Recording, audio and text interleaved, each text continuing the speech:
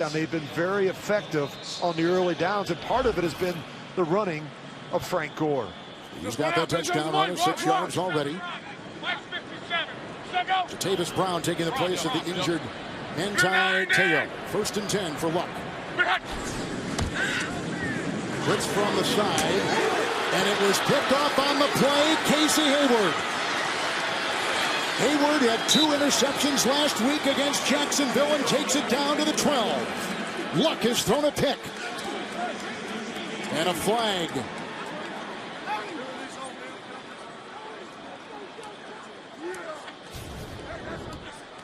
Well, this is a terrific play by Casey Hayward. He had 2 interceptions last week against Jacksonville. He's just sitting on this route.